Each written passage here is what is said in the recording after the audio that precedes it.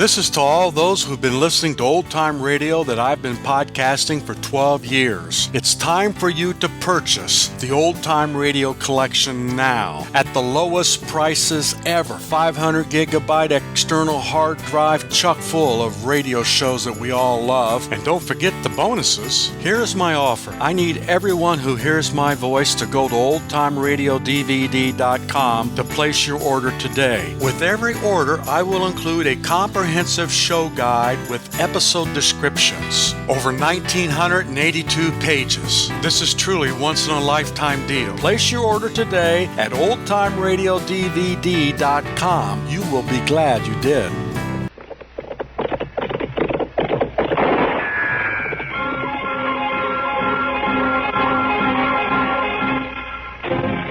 Around Dodge City and in the territory on West, there's just one way to handle the killers and the spoilers, and that's with a U.S. Marshal and the smell of gun smoke.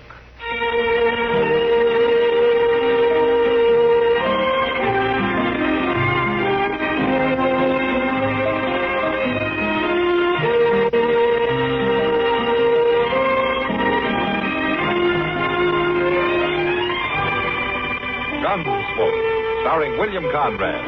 The story of the violence that moved west with young America. And the story of a man who moved with it. I'm that man. Matt Dillon, United States Marshal. The first man they look for and the last they want to meet. It's a chancy job, and it makes a man watchful. And a little lonely.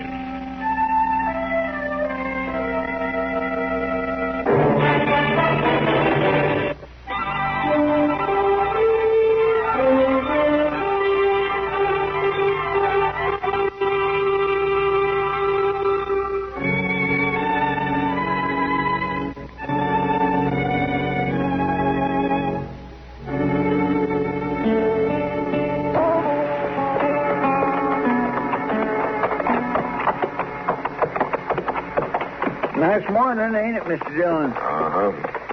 For this time of year, you just couldn't ask for no better weather. By golly, even the horses like it. I think they're more interested in that water trough than they are in the weather, Chester. Oh, there's old Buffalo Mary filling her wash bucket. I sure hope she ain't stirred up all the sludge off the bottom. Sludge doesn't bother the horses. Well, it does me. It's warm enough this morning, I figured I might wash up a little. You know, you've been saying that every morning for 2 weeks until you find out how cold the water is. I know, but I got my courage up better today. Yeah, sure. Morning, Mary. Morning, Miss Mary. Marshal, Mr. Proudfoot, I didn't hear you at all. Reckon my faculties are starting to go. No, you were just too busy, that's all. Doggone if that water ain't still pretty cold. I figured it would be. How's the world been treating you, Mary? I reckon I don't see much of the world, Marshal, except in this dirty clothes. Yeah, I get the same feeling sometimes. Are you keeping busy, are you? To tell you the truth, Marshal, if the day was 2 hours longer, I'd still be short of time. Oh, is that so? If it ain't washing and ironing, it's packing water for the tubs. Cutting firewood to heat 'em. Oh, it's a tired fortnight. Sometimes I could just drop right in my tracks. Yeah, I know what you mean. I've been aiming to come by the jail and get them shirts of yours for the past 2 days. Now, I'll do it right now, Marshal. I'll leave my buckets here. No, Mary. Chester can drop them off this afternoon sometime. Yeah, would be kind of a help. If it ain't too much trouble. No, it ain't no trouble at all, Miss Mary. That's mighty kind of you, Mr. Proudfoot. Oh, I'm glad to do it. Truth is, I'm a little put out today. Piece of bad luck, as you might say. And, well, I'm much obliged to you. It's as good as done, ma'am. What kind of bad luck, Mary? Oh, nothing at all, Marshal. I wouldn't even bother your mind with it. Has that bruise on your jaw and that black eye got anything to do with it? I'd rather you just forget I said anything, Marshal. What happened, Mary? He said he'd come back and do for me if I was to tell. Well, for the land's Who sake. said he'd come back and do for you? It is Reb Sutter. Well, that no-count bully's been in more meanness than you can shake a stick at. Why did he do it, Mary? What reason did he have? It was my savings, Marshal. Oh, my gracious. I had them buried in my cabin, and I wouldn't tell him where. But he made me tell him before he was through. Took me 2 years, $48. Everything I got. I declare he ought to be hung. Oh, I weren't going to say nothing, Marshal. Even if he hadn't threatened me. I wasn't aiming to put you to no bother. It's not me who's going to be bothered, Mary. Oh, it ain't like it was something big and important. It's big. It's important. And by the time I get through with him, Reb Sutter's going to realize it.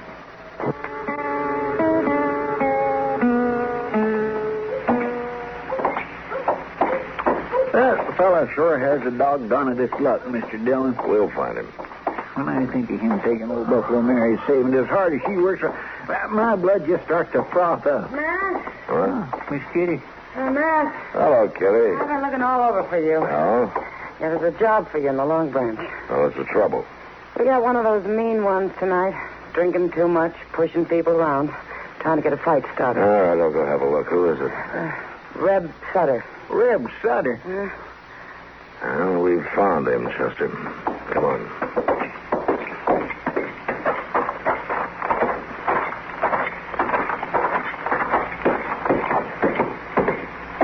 Oh, Yeller, that's what's the matter with you. That's him, all right. I just stood up here Yeah. and told you all I can whip any man in this room.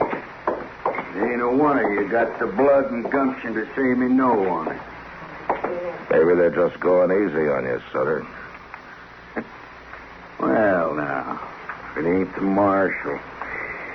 Some lily liver come after you, I reckon. Matter of fact, I came after you. Law against talking, is there? There's a law against beating people up and stealing their life savings. She's a liar. I wasn't even near there last night, and if she says it... She?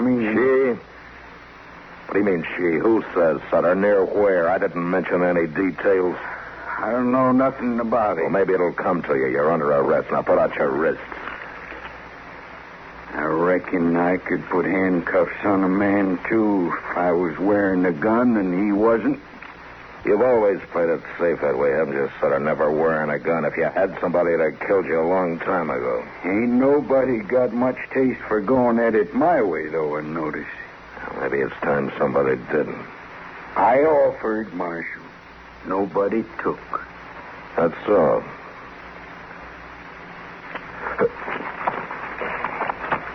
Chester.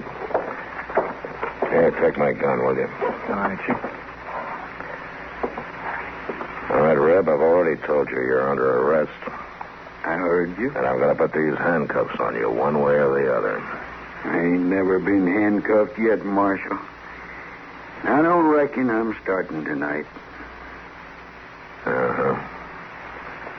Chester, Yes, sir. hold these handcuffs for a couple of minutes, huh? Yes, sir. You're a dang fool, Marshal, if you think Why, you... I'm going to kill you for that. Maybe.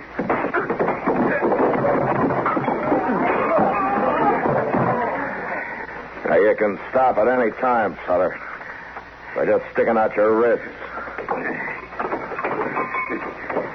I'll break every bone in your body. Any time, Sutter, one way or the other. You're wearing those cuffs to jail tonight. Oh, no, I ain't.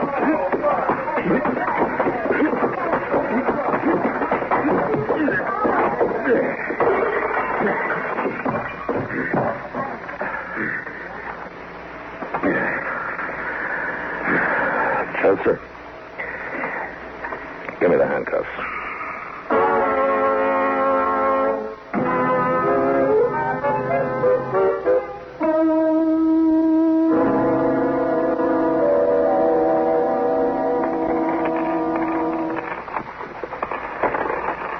Well, I guess that's it, Mary.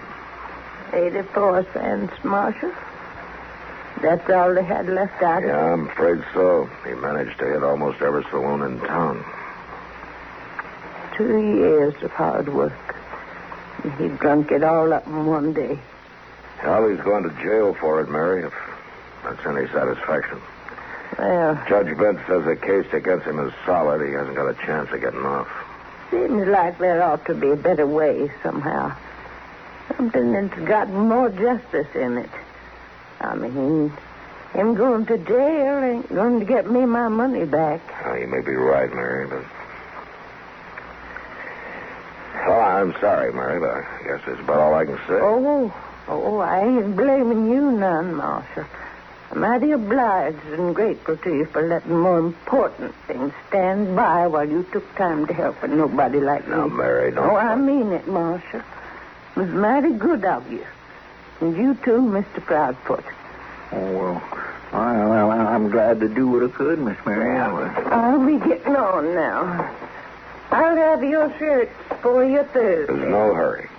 Well, good night, all. Good night. Doggone if she ain't right, Mr. Dillon. Just sending Reb Sutter to prison ain't going to help her none. Something harder ought to be done about it. Chester, something is going to be done first thing in the morning.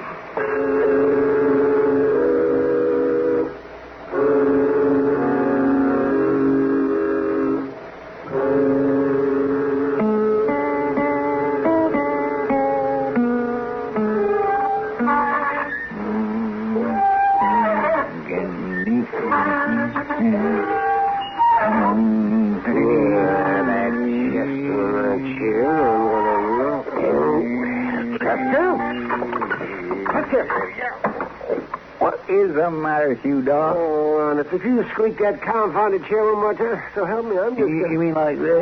Got up a blast? Oh, darn you, Chester. You mean a little noise like that's enough to get you all pecky? A little old noise like that's enough for me to cut your throat if you keep it up. Oh, my, you got bad nerves, Doc. Old Chief Thunderbolt makes up a kind of a tonic they say is supposed to cure that. Oh, Chief Thunderbolt doesn't know no more about medicine than you. Bad nerves and a tonic. Lots of people gets it from him and takes it regular. And a lot of people are fools, too. I don't know. They claim it does them good. Oh, Chester, my nerves are all right, and that tonic of Thunderbolts is 60% hogwash and 60% rot-gut whiskey. Well, now, look here, you can't have no 120% or nothing. I can have 100,000% if I want to. That's a bunch of Chester. Well, I'm just shifting my weight, Doc. Then don't shift it. Leave it where it is. Folks who takes that tonic regular don't stir up no big ruckus just 'cause somebody happens to lean back in their chair once in a while. Folks who take that tonic are dead from the neck up before they take it and from the neck down after. Oh, how are you, Doc? Anything out of the ordinary, Chester? No, sir. Not a thing, Mr. Dillon. Except I was beginning to figure you was going to spend the whole day over there at Judge Bent. What are you up to now, man? Just playing fast and loose with the law, are you? No, not according to the way the judge sees it. Chester, go get Reb Sutter out of his cell, will you? Yes, sir. Oh, Chester. Whoa, Doc, a man can't get out of a chair without squeaking at some, can he? I swear I never sees it. It's all done to do over a picky on his little old noise. Oh, that boy. Thunderbolt tonic. Bad nerves. Oh. You, kind of on the prod today? I am not on the prod. You know, sometimes a person's blood gets thick during the wintertime, and come spring, he needs a good tonic. Matt, Yeah. I'm getting up out of this chair, Matt. I'm going to walk slowly and carefully to the door. I'm not going to lose my temper. I'm going to keep my voice down. I'm going to open the door, step outside, and say goodbye. Goodbye, Doc. Did the doctor leave? Yeah, he just left, Chester. Oh, come on in, Sutter. I want to talk to you. Yes, sir. Whatever you say, Marshal. Reb, you've had 2 days in the jail cell to think it over. You probably realize how things stand against you, don't you? Ain't good, I reckon. Now, if you go to trial, you're going to be convicted. There's no doubt about it. I kind of figured that, Marshal. The least sentence you'll get off with is 2 years, and it may run to 5 to 7. Unless we can work something out. What do you mean? Now, sending you to the penitentiary will satisfy the law, but it won't help Buffalo Mary very much. Now, you stole $48 from her, and you spent it. Well, can't pay it back to her, Marshal. I ain't got one red cent to my name. I know that. But you have got a good, strong back, though. What's that got to do with it? Judge Bent can postpone your trial and leave you in my custody for the time being. What are you saying, Marshal? Now, if you agree, we can work it out this way. First thing every morning, you'll pack enough water over to Mary's place to run her for the day. And then you'll spend the rest of the day cutting firewood and stacking it behind her cabin. Now, you'll sleep in your cell and you'll be fed at the jail table. How does it sound to you? How long did I have to do it, Marshal? Well, let's say until everybody agrees that you've done enough. What happens then? If you stick to it and play square, the case will be dismissed. Yeah, but now, Mr. Dillon, if you turn him out to pack water and carry wood, he'll run off. I don't think he will, Chester. You're right, Marshal. I ain't gonna run away. You see, I've been doing a lot of thinking these last 2 days. It ain't nice to know the only reason people know your name is because you beat up an old woman. There's other things, too, Marshal. I don't have to tell you that. Oh, what do you say? Where's the woodpile?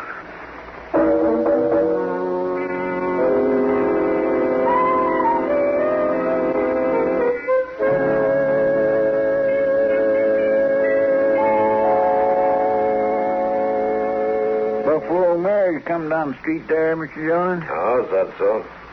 Coming here, looks like. Well, I haven't got anything for her. I thought she was supposed to pick up those shirts tomorrow.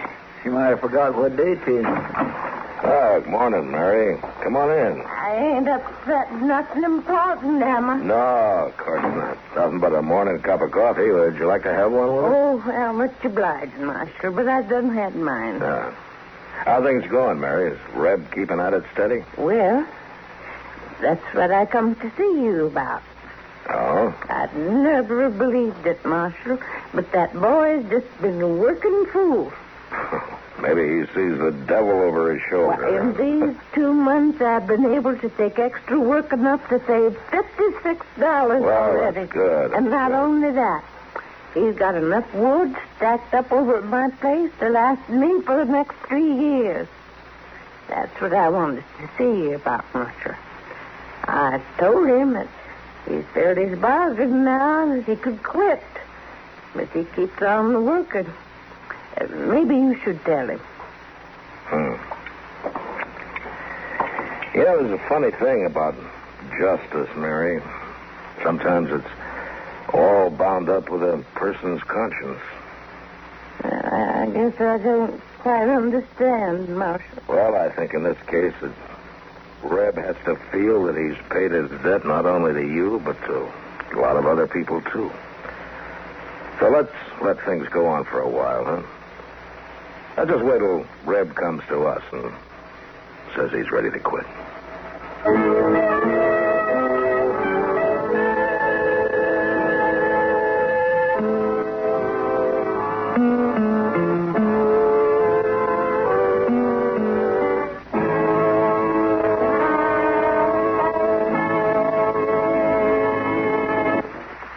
You know, frontier cattlemen felt a kind of sympathy for a cow whose calf strayed away, got lost, and in trouble. They call these lost calves dogies. But next week, Dodge feels no pity for a woman whose son gets in real trouble and dies. And that was the worst. Gunsmoke, produced and directed by Norman McDonald, stars William Conrad as Matt Dillon, U.S. Marshal. The story was specially written for Gunsmoke by Les Crutchfield, with editorial supervision by John Meston. The music was composed and conducted by Rex Corey. Sound patterns by Tom Hanley and Bill James. Seated in the cast were Virginia Gregg and Vic Perrin. Parley Bear is Chester, Howard McNear is Doc, and Georgia Ellis is Kitty. Join us again next week for another story of the Western frontier, when Matt Dillon, Chester Proudfoot, Doc, and Kitty, together with all the other hard-living citizens of Dodge, will be with you once more. It's America growing west in the 1870s. It's Gunsmoke over the CBS radio.